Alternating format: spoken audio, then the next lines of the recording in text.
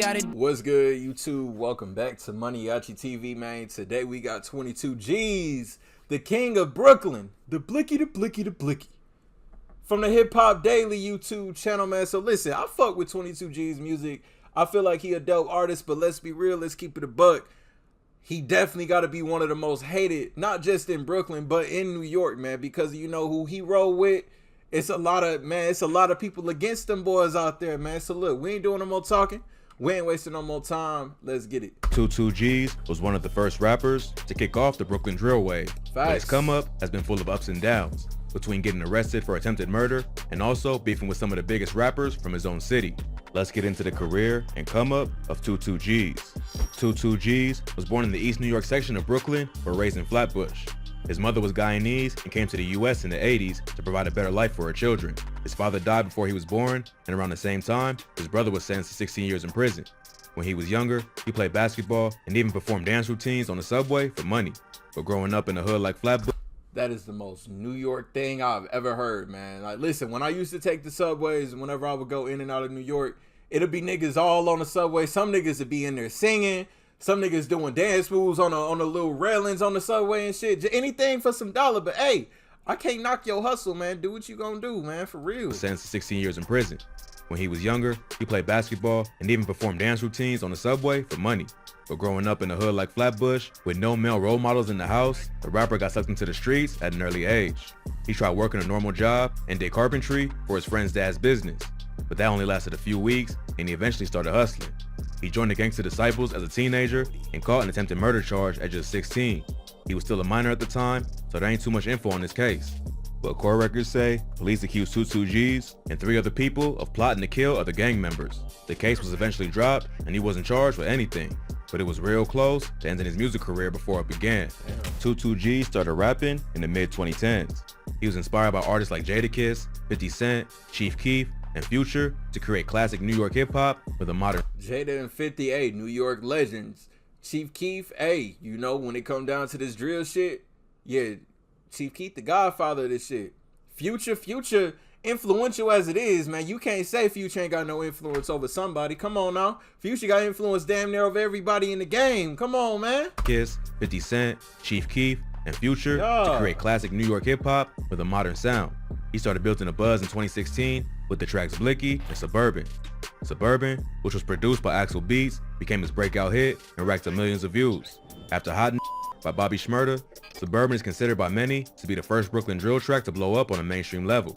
His career pretty much blew up overnight, and he started getting booked for shows all over the country. But before he took his music to the next level, he got involved in a wild road rage incident that left 2 people dead. On May 30th, 22 G's was in Miami for a performance and was cruising around the city with 3 of his homies in a white BMW. The driver tried to fit into a parking spot at the intersection of 2nd Street and Ocean Drive, but the car wouldn't fit, and they ended up hitting a gold Buick that was parked in the space behind it. The owner of the Buick, Edward Ellis, and his friend LaDarian Tyrell Phillips saw it happen from across the street and went to confront the driver. An argument turned into a screaming match, with the driver of the BMW telling the 2 dudes to step the back. At some point, someone inside the car fired a gun, shooting both Ellis and Phillips. They was both rushed to the hospital, where Phillips was pronounced dead. But the owner of the Buick, Edward Ellis, survived and told police what happened. After the shooting, the BMW smashed off and got into a high-speed chase with the cops. During the chase, 2 Miami Beach police officers shot at the car, killing the driver. This caused a crash that damaged 2 police cars. Ellis told nigga, why have I never heard about this? Shot at the car, killing the driver. This caused a crash that damaged 2 police cars. Ellis told police that the front passenger of the car was the one that shot them, which was 22 G's. Wow. So the rapper got arrested after the high-speed chase and charged with 2nd-degree attempted murder with a deadly weapon. 22 G's spent the next few months locked up fighting the case. But after like 5 months, all charges got dropped. Even though the dude who got shot and survived said 22 G's was the shooter, evidence and testimonies from other witnesses told a different story. Forensic experts tested the hands of everyone in the car for gunshot residue and found that the only person who tested positive was the driver who got killed.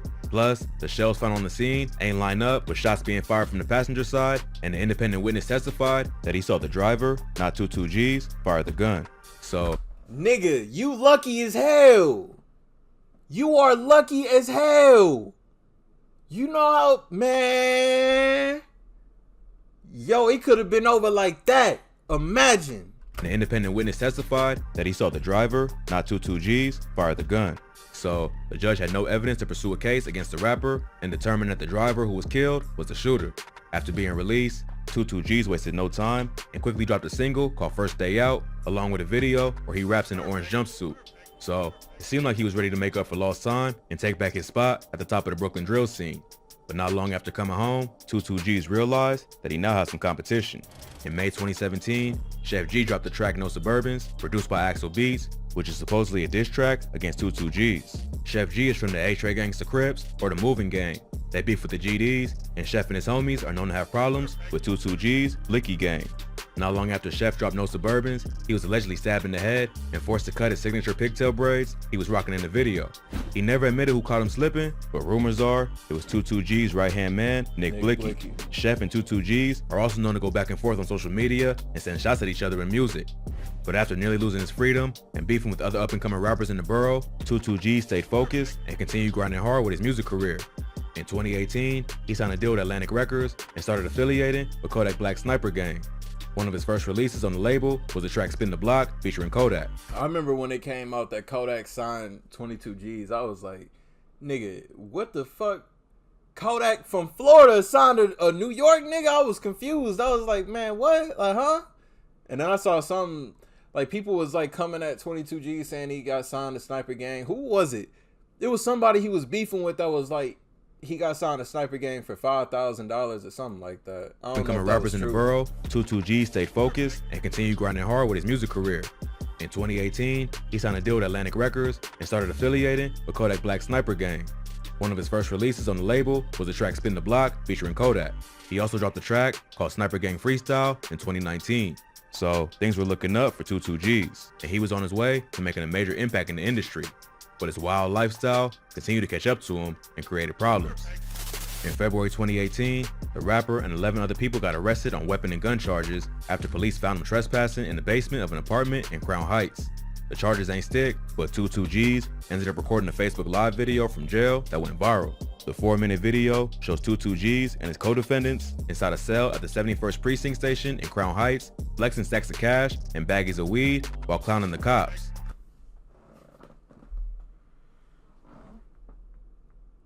Nigga, why? Why?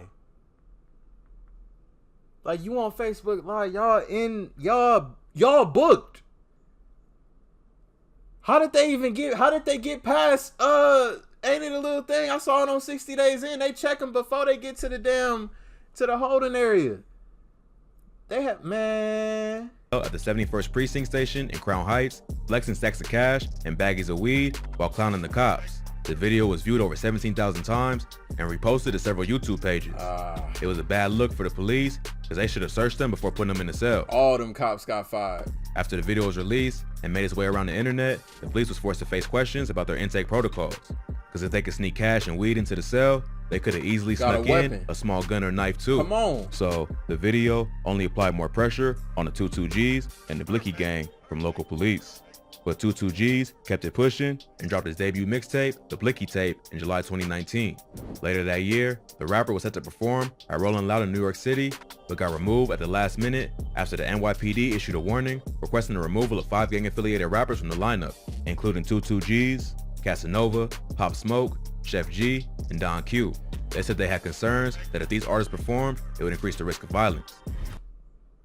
And you know what? I be getting mad. I see a lot of fans get mad when they do it because they did that shit this year. They was like, you know, they don't want no New York people performing there. I mean, but I understand it. You know, you got these niggas, these some real street niggas. This ain't music beef. This is bodies dropped behind this beef and shit. Like, this is internal street shit. You know what I'm saying? And if it came to blows and somebody pulled out a gun or whatever, man, yeah, it would have definitely went down.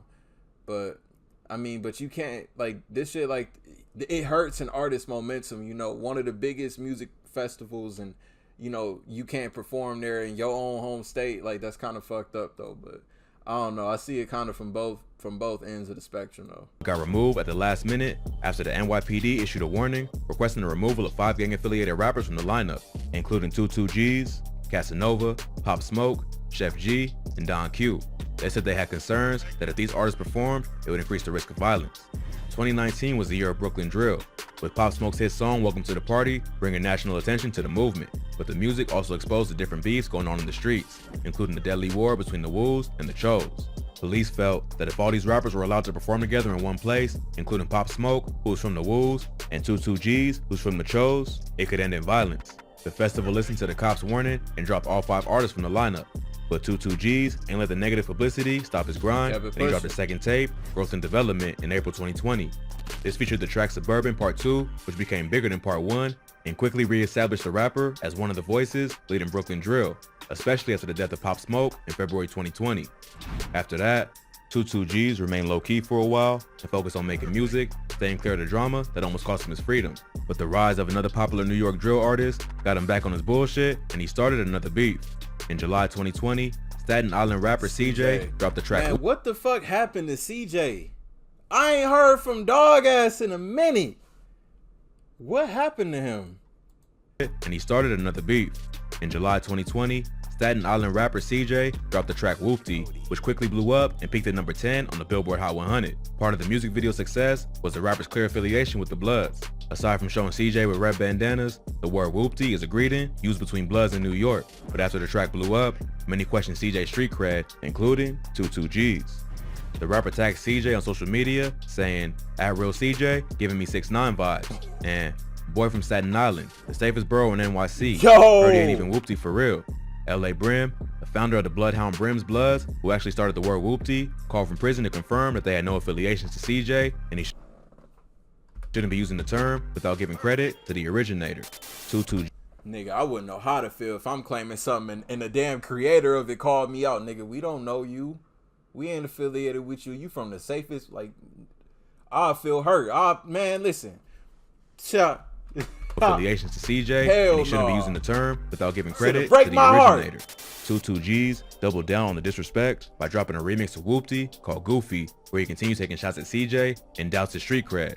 But CJ pushed the beef even further, responding with a track called Hit Up, where he's seen claiming GDK or Gangsta Disciple Killer, a clear diss to 22G's. After that, CJ's popularity started to fall, and he never came back with another hit like Whoopty or even proved his street cred. 22G's said that the beef wasn't all that serious. He just felt like he jacked the Brooklyn drill wave when he wasn't really on there from the jump, and there ain't been no more disses between them since. Instead, 22G's has been focused on his music career and dropped the Blicky Tape 2 in November. He recently said he would squash the beef with other Brooklyn drill rappers like Chef G, and even gave Pop Smoke a shout out in an interview, crediting him for taking the Brooklyn drill wave to a whole new level. Even co-signed K-Flock and them too. So it seems like 22G's is focused on music and putting all the street drama behind him. And here's something that I could honestly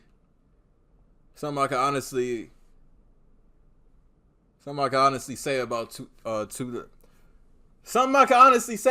22G's, man. Like, if it's one thing, no matter what he involved in, man, he gonna keep it pushing with his music, man. A lot of artists, man, they get caught up in a lot of that bullshit. You know, 22G's, you're like, yeah, I'm about that life. But look, I'm not gonna fuck up, what I got going with this music shit, man. I gotta keep it going. No matter what we face with, I'ma drop. Oh, they take me off the tour, I'ma drop still. Oh, they accuse me of this, man. I'm still, listen, album coming out. You know what I'm saying? You got to be like that. You can't let nobody stop you from your work, man. Listen, 22G's the king of Brooklyn.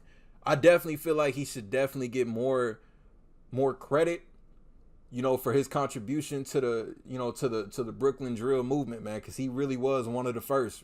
Let's keep it a buck, man. Link down below in the description for y'all to check this video out in its entirety, uninterrupted. Y'all new to the channel, y'all rock with me on daily reaction videos, man. Hit that subscribe button. Follow me to the next video. I'll see y'all then. Thank you for watching MANIACITV. I'm out.